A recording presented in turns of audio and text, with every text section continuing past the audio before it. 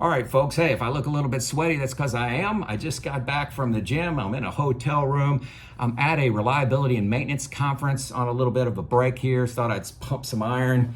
But during that exercise, I was reflecting upon a talk that I just heard, and I wanted to make a video on that because I 100% disagree with the conclusion of this speaker.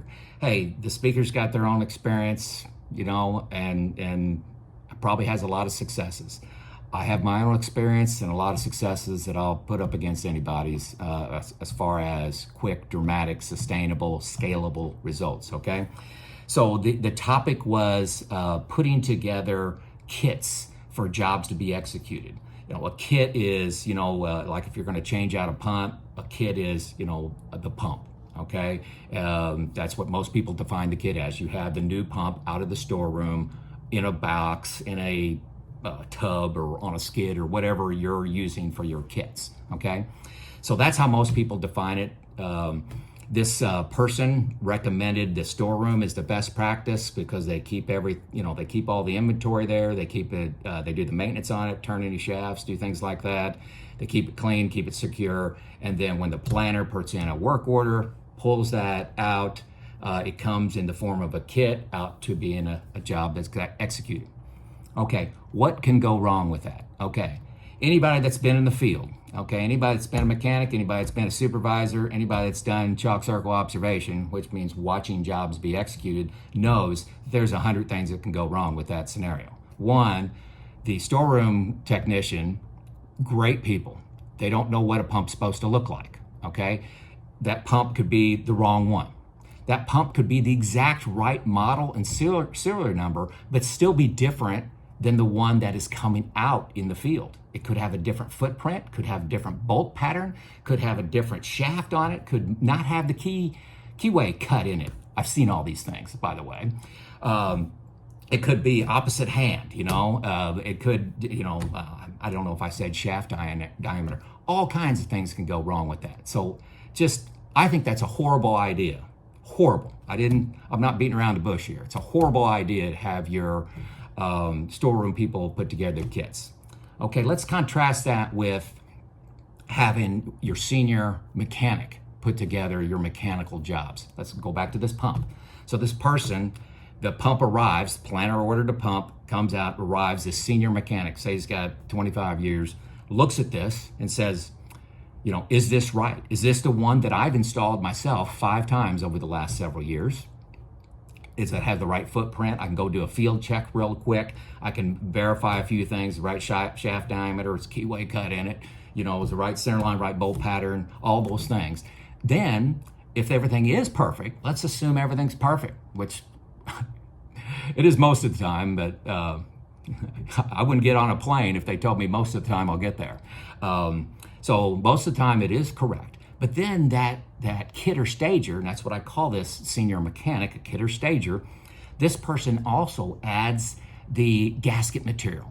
They add the new coupling that's supposed to be in the shop that, half the time it's not there and we got to go run around and look for it. Or we got to order emergency from in town. The gasket material, it's out, it's the wrong dimension, it's the wrong material, it's dry rotted or something like that. So the mechanic goes and puts all the things together for that job to be executed. That includes Kroll oil, that includes shim stock, that includes the gasket material, a new, maybe a piece of key stock just in case the other one is beat up. So they're going out there, I've done the job. Maybe it's a pair of gloves. Maybe it's an empty galvanized bucket. This is a real cool thing, simple thing you can do. Add to every kit an empty galvanized bucket.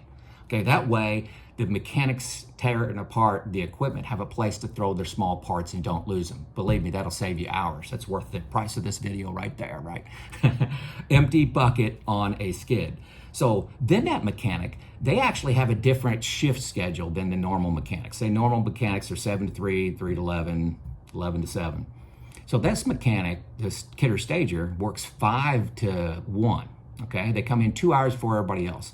what they do that morning is they deliver these kits. They do the staging of these kits. So they put them out to a designated area within 10 feet of the work to be executed. So best practice, make a little orange box on the ground, and that's the approved spot in the production area to stage things for jobs. So you take this fully assembled kit with every part, piece, specialized tool with it, take it out there to the area.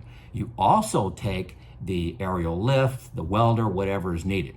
This senior kitter stager will look at the job and say, man, you know, the planner's got this planned for a 5-ton mobile crane. The best way to do this is with a fork truck with a boom on the end of it, because the 5-ton won't fit in there. You can't maneuver it as much. So I'm gonna take that fork truck and put that boom on it. Then I'm gonna get back with the planner and tell him to plan this job next time with this fork truck and boom on it versus the 5-ton mobile crane. Okay, now the job's it's 7 o'clock in the morning. The crew gets their toolbox talk. Which team do you want to bet on? Team A that had their kit put together with just the pump from the storeroom, or Team B that had it put together by a senior mechanic, kitted, staged, verified out in the field? Which team do you want to bet on? No competition, folks, no competition. So, hey, kit or stager? Okay, now some of you are saying, boy, it'd be nice to have a kit or stager, you know, but I've got 20 mechanics. I got 20 mechanics. I'm trying to hire 5 more. There's no way I could free up somebody. Okay, you got 20 mechanics. You're probably operating around 15% wrench time. And if you don't think you are, you're probably not measuring, okay? But assume 15, that's a very safe bet. You're at 15% wrench time. I've seen doing a very disciplined job around kitting and staging, you can double that wrench time. So that means your 20 mechanics are now operating like 40. They're operating like 40. Within days of making this change, they're operating like 40. So you have plenty of people. So if they're operating like 40, you're just peeling off one of them, okay? So you have plenty of people. I promise you, if you're not doing kitting and staging right now, and you're short manpower, you put in place kitting and staging with your existing manpower, you will have more manpower when you're done. That's a promise from Joe. If not, hey, send me a promise. It's not worth anything. Hey, send me a note. If that's not true, give me a call. Send me a email. You got my link below, and say that didn't work for me, Joe. I'd love to have this conversation with you.